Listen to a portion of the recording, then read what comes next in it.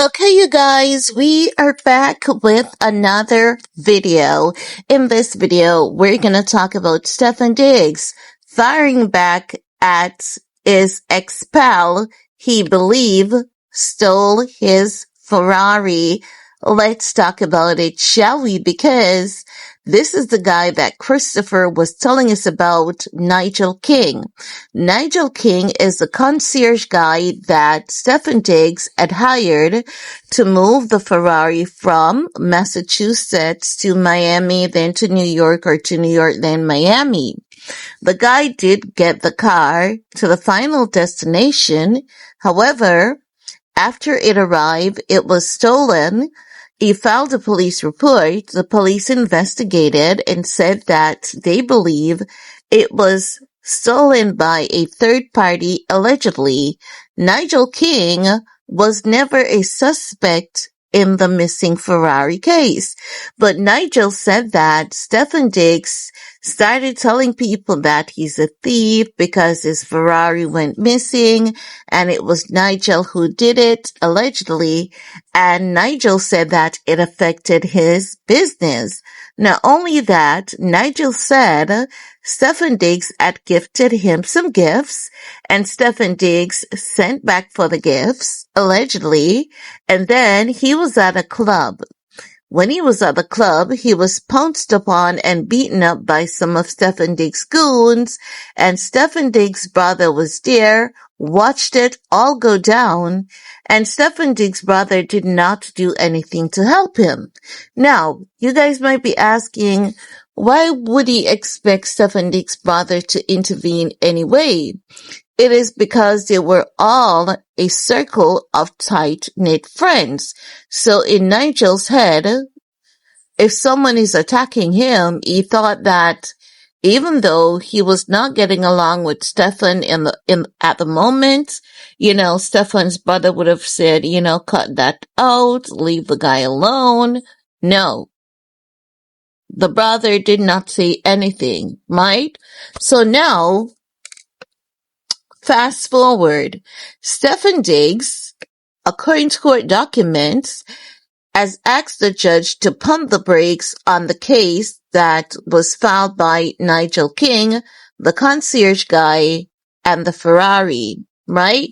So that's the report that we're going to get into.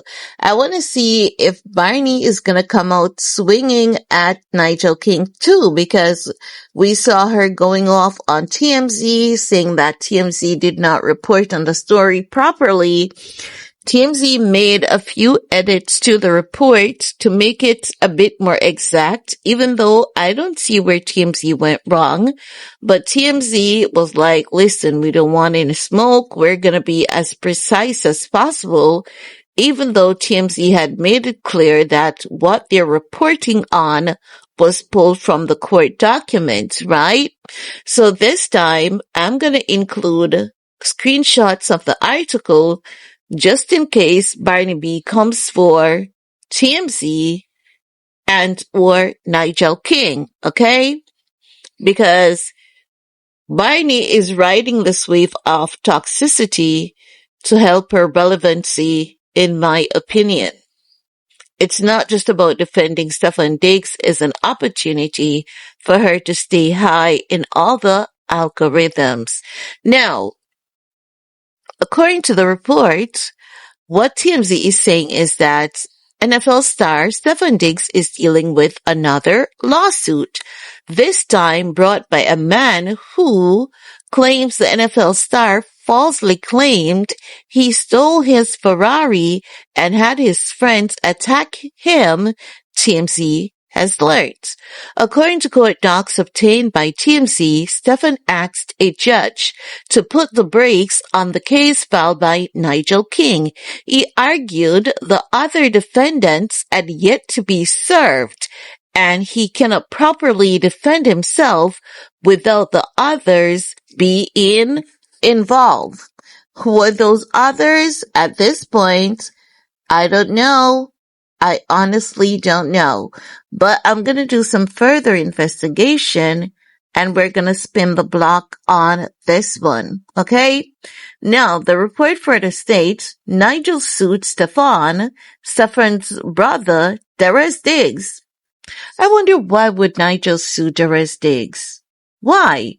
Just like Christopher Blake did. Do you see the connection?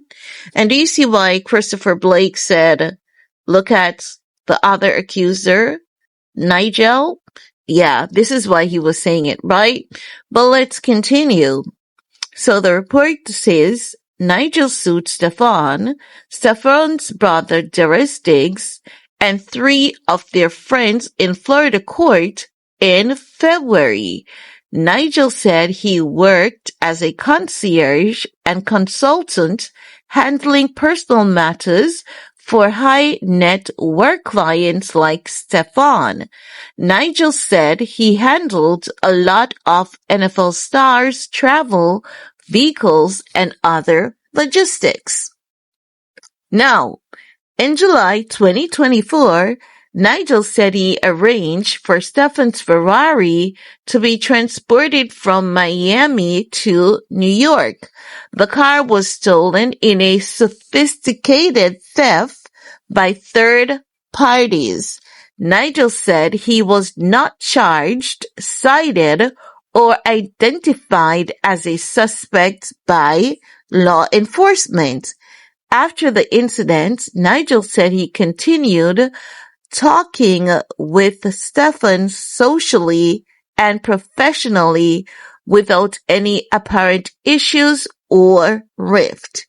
He said things took a turn in December 2024 when Stefon started falsely accusing him of stealing to friends. He said the claims harmed his reputation and he lost clients.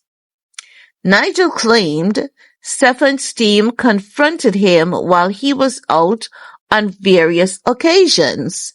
The suit also details an alleged confrontation on December 4, 2025 at Tootsie's Cabaret in Florida. The man claims Stefon's friend punched him in the face, which caused him to bleed. He said he also suffered serious permanent injuries. In his response, Stefon asked that the case not move forward until the other defendants were served with the court papers. He argued the claims could not be fully and fairly evaluated without the participation of the alleged co-conspirators. Nigel is opposing the request. The other defendants were finally served last month. The case is ongoing. So, as TMZ first reported, Stefon is in another battle with a man named Christopher Griffith. The NFL star claimed Christopher made false allegation that he drugged and sexually assaulted him. Christopher countersued, claiming Stefon sexually assaulted him at his home in 2023.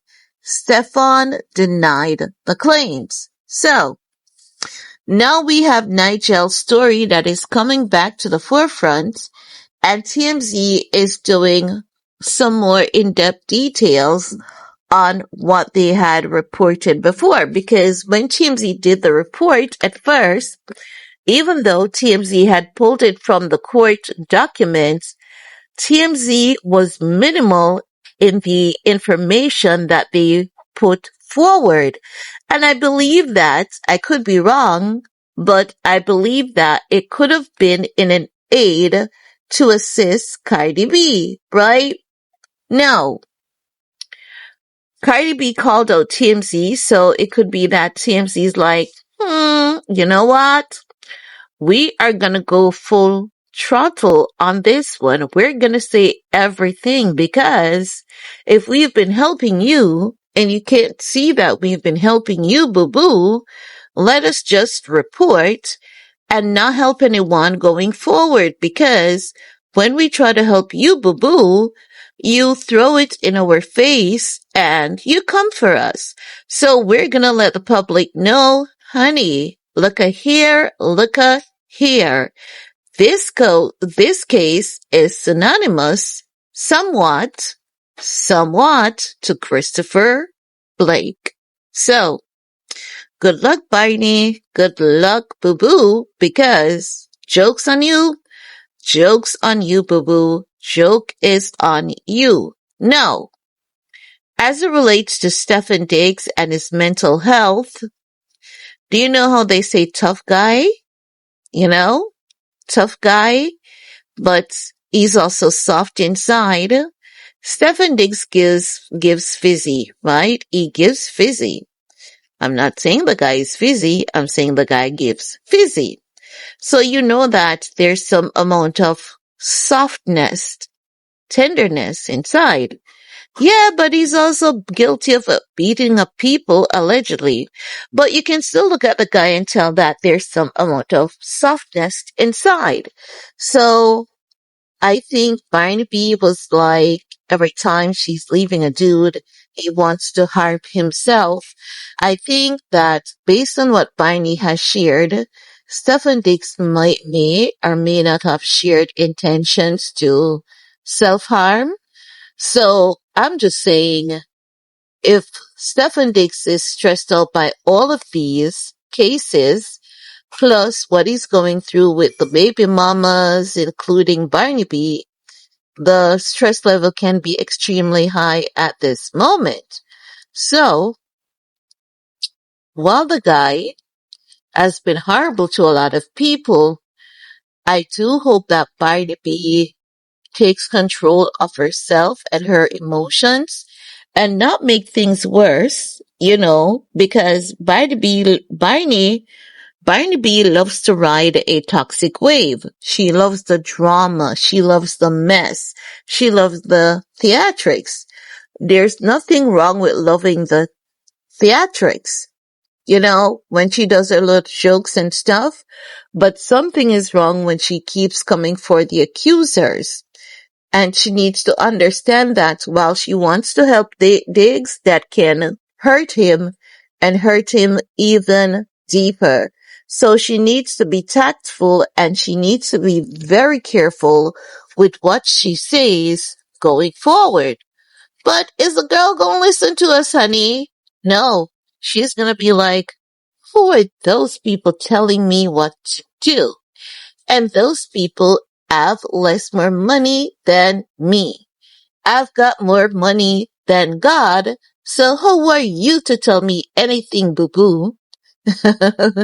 I'm just being dramatic, but I'm just saying she might be there secretly saying to herself, we're too broke to tell her shit, because that's how some people behave, right?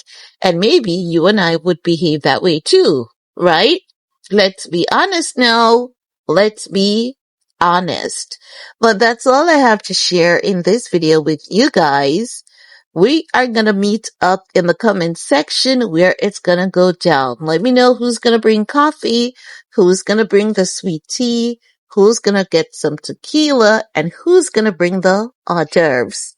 Peace.